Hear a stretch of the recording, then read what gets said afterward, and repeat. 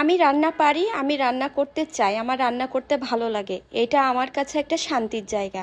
আমি কিছু কথা বলি, রান্নাটা আসলে কি? অনেকেই দেখি অনেক গর্বের সাথে বলে কি আমি রান্না পারি না। আমি ছোট থেকেই আমি রান্নাটা করে আসি, কারণ আমার মা রান্নাটা শিখিয়েছেন। আমার দাদির কাছ থেকে আমি রান্নাটা শিখেছি, অনেক কিছুই শিখেছি আর কি। তো যখন আমি কলেজে গিয়েছি, স্কুলে গিয়েছি, ভার্সিটিতে গিয়েছি, অনেকেই বলতো আমি রান্না পারি না।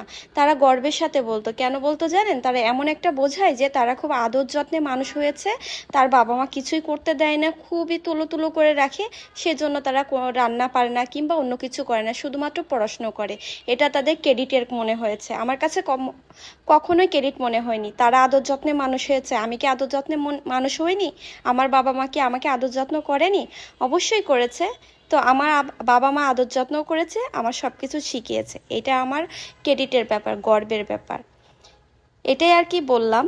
তো এখন আসি মূল কথাই আর কি, রান্না বান্না। আমি রান্না করতে ভালোবাসি, সে রান্নাটাই করছি। আর আমার বাসায় আমি যে রান্নাটা করি আপনাদের সাথে শেয়ার করি। এখন আসি যে রেসিপিটা শেয়ার করব সেটা। দেখতে পাচ্ছেন এখানে পেঁয়াজ, রসুন, আদা আর নিয়েছি কাঁচামরিচ, ওইটা খুব সুন্দর মতো পেস্ট করব। আজকে একটা রেসিপি শেয়ার করব, এটার নাম হচ্ছে বেগুন খাসি। আপনারা কে কখন খেয়েছেন আমি জানি না, যদি খেয়ে থাকেন অবশ্যই কমেন্ট করবেন যে কেমন লেগেছে। আর যদি না খেয়ে থাকেন তাহলে আমি যেভাবে করছি এভাবে একদিন করে ট্রাই করবেন, কারণ বেগুনের রেসিপি তো অনেকে অনেকভাবেই খেয়েছেন, এভাবে একবার খেয়ে দেখবেন। আর আমার পাখিটা ঘুম থেকে উঠে গিয়েছে, আর ঘুম থেকে উঠেই দৌড়িয়ে আসবে মার কাছে। মার কাছে চলে এসেছে, ওকে কোলে কোলে নিয়েই আমি এখন রান্নাটা করব।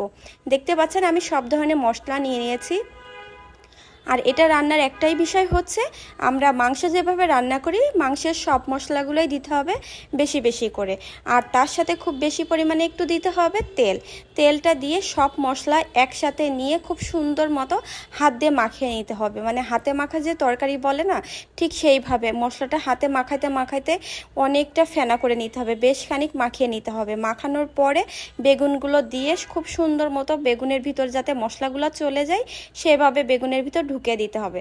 আর এখন আমি একটু আস্ত গরম মশলাও দিয়েছিলাম, আর আমার যে গুঁড়ো করা ছিল গরম মশলাটা ওইটাও আমি একটু দিয়ে দিয়েছি, কারণ গরম মশলার ফ্লেভারটা একটু বেশি গেলে ভালো লাগবে আর কি। ওই যে বললাম মাংসের মতো করে রান্না করতে হবে, তবে মাংসের মতো এখানে শুকনো মরিচটা পেস্ট করে দিলে বেশি ভালো হয়। তো যেহেতু শুকনো মরিচটা আমি সবসময় খাওয়ার জন্য প্রেফার করি না, যেহেতু সবজি, সেজন্য আমি কাঁচা মরিচটা দিয়েই রান্না করছি। আপনারা যদি চান তাহলে শুকনো মরিচটা বেটেও নিয়ে রান্না করতে পারবেন, অনেক বেশি টেস্ট হবে। তো দেখতে পেলেন এখন আমি বেগুনগুলো দিয়ে খুব সুন্দর মতো মাখিয়ে কিছুক্ষণ রেস্টে রেখেছিলাম, যাতে মশলাটা খুব ভালো মতো ওর ভিতরে চলে যায়। এখন আরও একবার মাখিয়ে নিচ্ছি, মাখিয়ে নিয়ে এখন আমি পরিমাণ মতো বেগুনে পানি দিয়ে দিব। খুব বেশি পানি দেওয়া লাগবে না, কারণ বেগুনে তো এমনিতেও খুব বেশি পানি লাগবে না। তারপরেও আমি ম্যারিনেট করে রেখে দিয়েছিলাম, মশলাটা ভিতরে চলে গিয়েছে। এখন কি আর বেশি কোনো কাজই নাই, যে ব্যাস এইভাবেই আমি ঢাকনাটা দিয়ে এখন আমি চুলা জালটা ধরিয়ে দিয়েছি। এই যে মাঝে মধ্যে এক দুইবার একটু নাড়াচাড়া করে নিয়েছি, লাস্টে করে আমি টেস্ট করে নিয়েছি লবণ ঝাল সব কিছু ঠিক আছে নাকি। দেখতে পাচ্ছেন কালারটা দেখে কতটা সুন্দর লাগছে। আই হোপ আপনাদের কাছে এই রেসিপিটা ভালো লেগেছে। যদি কখনো না খেয়ে থাকেন অবশ্যই আমার কথা শুনে একবার হলেও ট্রাই করবেন। লাস্টে করে আমি একটু জিরে ফাঁকিটা দিয়ে দিলাম। আল্লাহ হাফেজ।